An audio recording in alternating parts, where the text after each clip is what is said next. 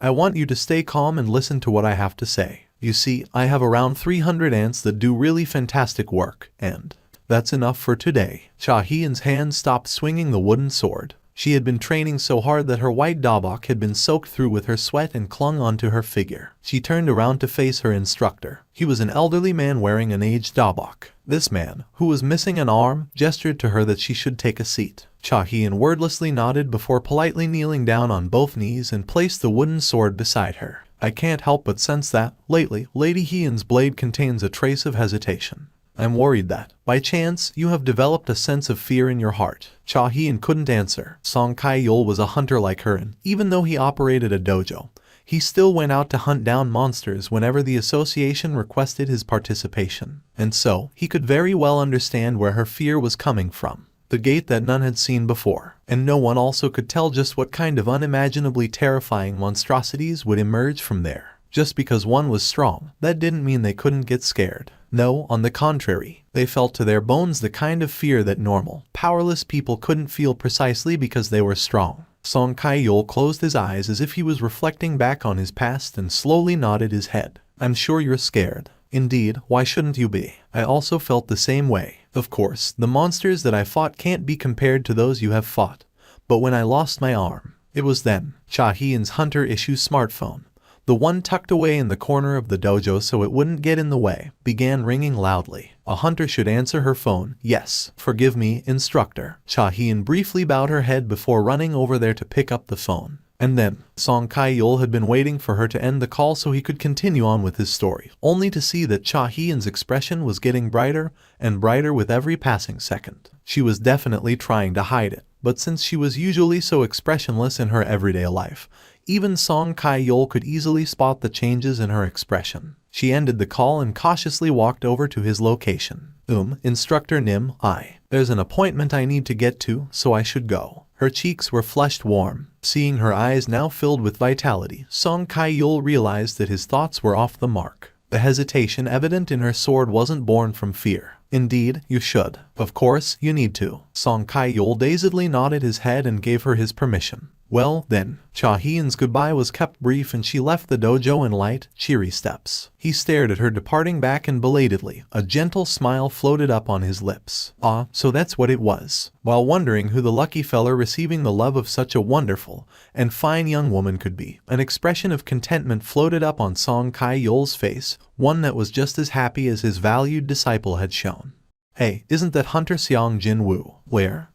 Oh, it really is Seong Jinwoo. It was the weekend and many people came to visit a certain theme park. They all recognized Jinwoo's face among the visitors and stared at him with eyes filled with amazement. Who's the lady next to him? Is she his girlfriend? Hold up, isn't she Hunter Cha Hae-in from the Hunters Guild? Oh, this is huge. What the heck? Are the two of them dating now? There was a woman next to Jinwoo. She was famed for always maintaining a clean short hairstyle to ensure that nothing would hinder her movements. She was Cha Hae-in, of course. She slightly lowered her head as if she couldn't really get used to all the attention from the people surrounding them, and whispered in a small voice, "Do you enjoy going to places like this theme park?" Jinwoo replied with a grin. It's not that I enjoy it, but I wanted to come here at least once in my life, you see. Cha Hae-in stared at Jinwoo's current childlike expression with his previous ice-cold demeanor when slicing up monsters nowhere to be seen. Only then did she realize how fast her heart was racing right now. Too bad for her. The man walking alongside her just so happened to be truly exceptional among the rank S hunters. Cha Hae-in's cheeks flushed red by a lot after realizing that he must have heard her pounding heart as well. She tried to divert Jinwoo's attention, even if only by a little, by changing the topic of the conversation.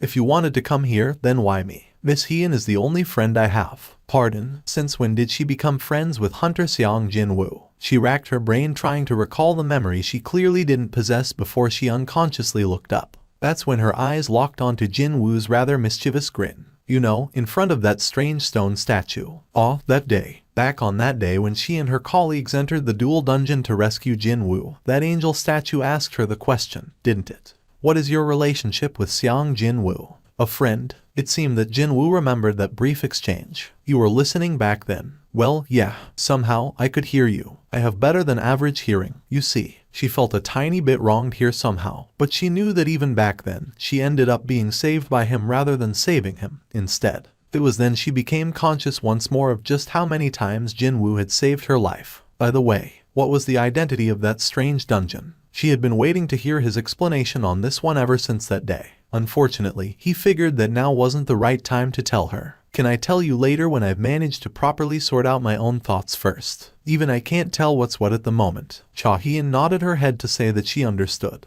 When their conversation entered a bit of a lull, Jinwoo began taking a look around their surroundings. Excuse me, please look over here. I'm your biggest fan. Just like when a celebrity was walking on a busy street, people crowded around the two like a swarm of bees and were busily snapping away with their smartphones. Jinwoo's face was far more well known to regular people than some superstars nowadays. That was because, regardless of which TV channel they tuned into, they would always play clips containing Jinwoo's face ever since that supermassive gate appeared in the air. If this was any other day, he'd simply smile and let it slide. However, he didn't feel like having his day off being disrupted like this, especially when he had a company. Come out. The moment Jinwoo issued his command, his own retinue of bodyguards willing to work their butts off for absolutely nothing revealed themselves. They were none other than Ygritte and the elite knights. Around 30 or so knights emerged from his shadow and surrounded both him and Cha Hae In a protective cordon. Wouldn't doing this be even more eye-catching? Well, as long as we aren't bothered, isn't it fine? His words carried this inexplicable persuasive power, and Cha Hae In found her head nodding all by itself. Truth be told, she really did feel somewhat better now that all those gazes pouring down on her had disappeared. When she thought about it, she couldn't remember the last time she went out for fun with a relaxed mindset. It had already been almost 2 years since she became a hunter. During this period, not even once did she take a day off to relax. She always remained tense and wasted each hour feeling nervous. On days she wasn't participating in raids, she'd be worried about her colleagues. And when she was in the raid, then she'd be worried about making mistakes. But for today, it's a different story when I'm with him, a man she can depend on. When she was with Jinwoo, it felt as if she no longer had to meet the expectations of her comrades that depended on her and could go back to being just a regular woman living her life. He scanned the theme park's various rides, before pointing at the roller coaster falling at a scary speed from a dizzying height and asked her, "Should we get on that one?" Okay. Since she answered too easily, Jinwoo felt unconvinced and pointed at another ride. How about that one? It's okay, too. In that case, how about the one next to it? That's also okay. Everything's okay. Yes, they are all okay. Jinwoo stared at the excited face she made during her answers and simply chuckled to himself. What the heck? I guess I wasn't the only one who wanted to come here. Since she didn't seem to hate this place, Jinwoo's mind could relax even further now. He lightly grasped her wrist and led her to the nearest ride. Well, then, why don't we ride all of them? Unfortunately, it wasn't as fun as he imagined. As luck would have it, Jinwoo got to sit on the very front of the roller coaster. While the people behind were screaming their heads off, he spectated on the passing scenery without feeling much of an excitement. Huh? That kid's gonna drop his ice cream pretty soon. Oopsie, I knew it. Hold on, the food court was over that side. But it's still too early to buy dinner, so even though the roller coaster was rushing forward at full tilt, everything seemed to have come to a crawl, like extreme slow motion, to Jinwoo, and he was feeling really bored right now. Around at the same time, he discovered his companion with a similar sort of expression on her face sitting next to him. Smirk. He couldn't help but chuckle here. Jinwoo asked Cha Hae In as she continued to swim in her dazed thoughts. Is it not fun playing around here? No, it's fun. Since her conversation partner possessed sharp hearing, she found it convenient that she didn't have to shout at him. Then, why haven't you screamed at least once so far? They had already ridden on 5 different attractions so far. All of them could be described as top thrill rides to normal people, but she hadn't even muttered out the common awe once yet. She too was a rank S hunter, maybe not as extreme as Jinwoo, but she had also surpassed the realms of normal people by a wide margin as well. Suddenly, he felt rather relieved by the fact that he wasn't the only one so far removed from the other people here. It was then he was tempted to show her the world that he saw. Uru sensed Jinwoo's desire and hurriedly began dissuading him. It'll be fine. Besides, I'll put you in charge of catching her if she falls off. If you fail to do so, you know already, right? Now that the voice of dissent had been suppressed, Jinwoo spoke to Cha Hae In next. Instead of this, do you want to ride on something really exciting? Something really exciting. After the roller coaster came to an end, Jinwoo led the still puzzled Cha Hae In out to a large plaza.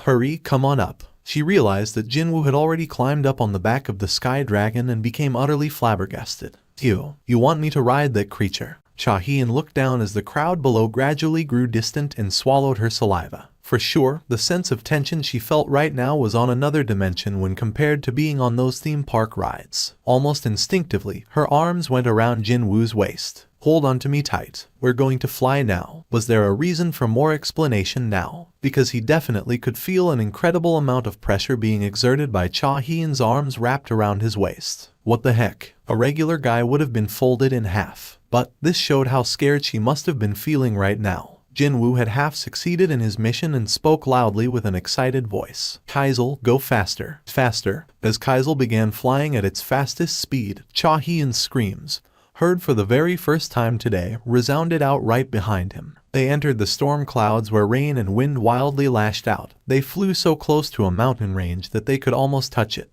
They even flew past the seemingly endless field of snow. But the most beautiful sight still had to be watching the setting sun on top of the ocean. Kaisel gradually slowed down, accompanied by the chilly wind brushing past their cheeks. The two of them watched the sun slowly disappear below the distant horizon, the skies being dyed in the amber-orange hue. Just like the colored sky, Cha Hae In's eyes as she took in the spectacular sight also gently glowed in that orange hue. Abruptly, she felt curious and just had to ask him, "Mr. Jinwoo, yes, even though you can experience stuff like this, why did we go to that theme park first?" "That theme park? Well," Jinwoo fell into reminiscence and slowly told her the reason. "That's where the gate my dad went missing opened up." Oh, if his father failed and the dungeon break really happened back then, the theme park would have ceased to exist. Yet, it was full of people today. Jinwoo's voice sounded lonely for some reason and Cha Hae In wordlessly hugged him from behind. Her warmth was transmitted through his back. She spoke to him again. "Thank you." Her sudden thanks prompted him to look behind him.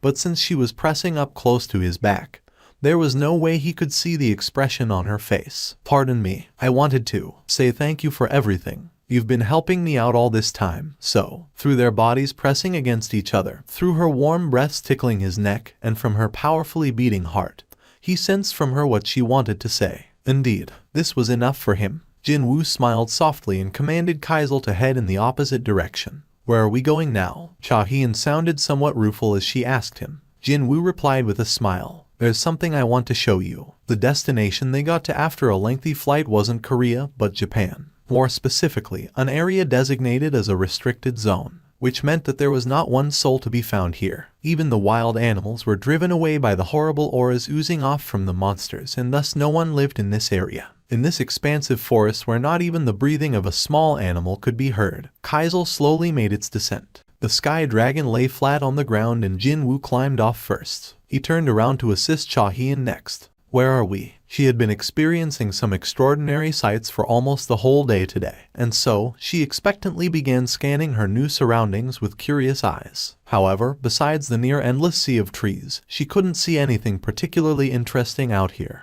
Jinwoo sneakily bought a blanket from the system's store and laid it down on the ground before opening his mouth. "There's no fun if I let you in on the secret already, so why don't we lie down first?" Eh? Did she hear him wrong? Unfortunately, there was no way that a rank S hunter's hearing would hear such a clear enunciation of words incorrectly. Besides, Jinwoo was already getting ready to lay down on the blanket anyway. "Please, hurry." Seeing how nonchalant he was in his invitation, Cha Hae In's heart began pounding as if it was about to explode. Are you being serious?" She simply had to confirm his intentions one more time. Too bad for her. Perhaps he didn't show not one bit of hesitation as he nodded his head in a determined way. It was her turn to hesitate, but in the end, she approached the blanket. Jinwoo confirmed this and slowly laid down first. Soon, she too lied down next to him, and as if she had made a big decision about something, she straightened her legs. "I'm ready." Jinwoo looked at Cha Hae In murmuring with tightly closed eyes and replied to her. "In that case, please open your eyes." When her eyes creaked open just a bit, he wordlessly pointed at the night sky above, towards the cascading light of the stars.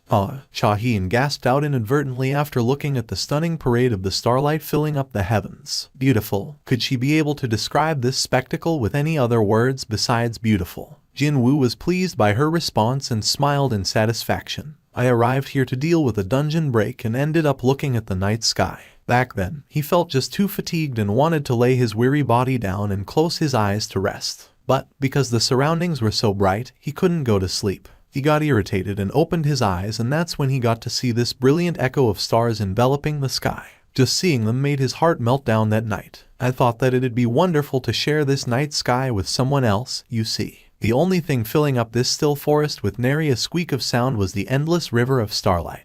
Jinwoo wanted to share this feeling, this moment, with someone else. Fortunately, the result of his desire was this strong sense of relief. He felt relieved by the fact that there was someone close by who could also feel what he had felt then. And his heart, once hardened and lumpy, seemed to soften and become untangled now. But then, this happened. He felt the warmth of Cha Hae In's hand climbing up on top of his own. "Can I hold your hand?" But she was already holding it, though. Jinwoo smiled before shifting his hand to interlock his fingers with hers. The cold yet smooth hand of a woman filled his palm up. So still, so quiet. Countless starlight sparkled and rained down as the heads of two young people slowly became one. Next day. Hang on. If Seong Jinwoo and Cha Hae In marry and have a kid together, wouldn't Seong Jinwoo Jr. go around killing every single monster in the entire world? You think we got Seong Jinwoo because his parents were both super duper top hunters? You sound like a little kid who don't know how hunters awaken their powers. Plus even then, doesn't those two dating make you feel excited? Plus I wish it was true. Them having a marriage argument will be an epic encounter that flattens their surroundings. LOL. I live in the outskirts of Seoul, and when I saw that gate floating in the sky while traveling near Gangnam, I thought the world was coming to an end. But now that I see the hunters going on a date like this and enjoying their lives, I feel like there's hope left for us still, and I'm relieved by that. Plus I hope TV stations will stop playing special reports on the gate now. Plus Seong Jinwoo Hunter Nim, Cha Hae In Hunter Nim, whether it's a super massive gate or a super duper massive gate, please stop it for us. Jinwoo was the first one to open his eyes. Hae In must have been exhausted from yesterday as she hadn't woken up from her sweet slumber yet. Just how long had it been since he greeted the morning together with someone else? Jinwoo cautiously got up to make sure not to rouse Hae In and walked over to the nearby forest. It was definitely around here. He found the stream he used the last time he was here and washed up. It was at this moment he sensed Cha Hae In's movement from afar as she slowly woke up from her slumber. Jinwoo deliberately made some noises as he approached her. She quickly discovered him and let out a soft sigh of relief. He smiled and greeted her. "Good morning. Did you rest well?" Her complexion reddened for some reason. She replied while averting her gaze away from him. "Yes." Jinwoo sent her a puzzled look, prompting her to sneakily raise her head. "Where were you coming from?" Hae In's question sounded cautious. He used the towel around his neck to rub his still moist hair and replied, "I was washing myself, actually." Now that he thought about it, she must have wanted to clean herself just as badly, too. Especially with all that ocean breeze. Even a little bit of exposure would leave behind plenty of salt on one's skin. Still, I can't let a young lady wash herself in a place like this. Jinwoo pondered his options for a bit, before a smile floated up on his lips.